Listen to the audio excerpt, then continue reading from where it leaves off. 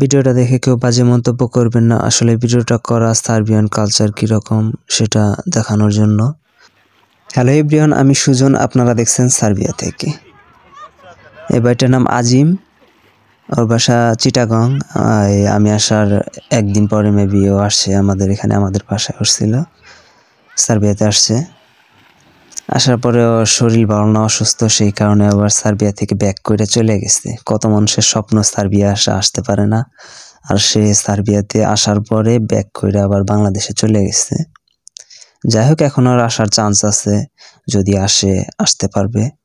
ওরে বলে দিছে 2 মাসের ভিতরে যদি আবার সার্বিয়া আসতে চায়, ওরে ফ্রিতে বিমান টিকিটের টাকা শুধু খরচ করলে ও আসতে পারবে।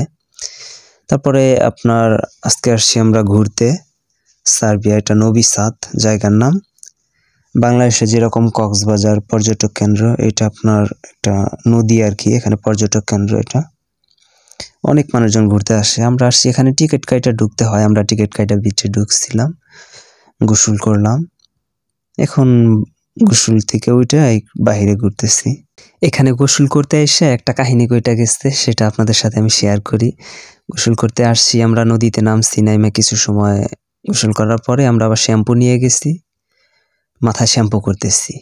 সার্বিয়ান ছোট একটা বাচ্চা এসে বলতেছে যে এখানকার পানি তো ভালো না, এখানে আপনারা শ্যাম্পু করতেছেন কিসের জন্য?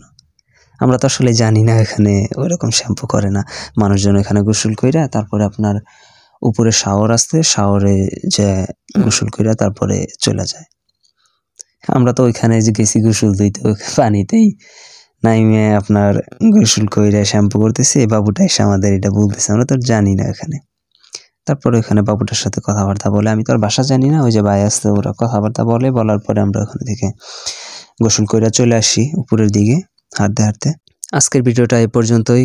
ভিডিওটা কেমন লাগলো জানাবেন, ভালো লাগলে লাইক কমেন্ট শেয়ার করবেন। ইউটিউব থেকে দেখলে চ্যানেলটা সাবস্ক্রাইব করে দিবেন, ফেসবুক পেজ থেকে দেখলে পেজটাকে ফলো করে দিবেন। আল্লাহ হাফেজ।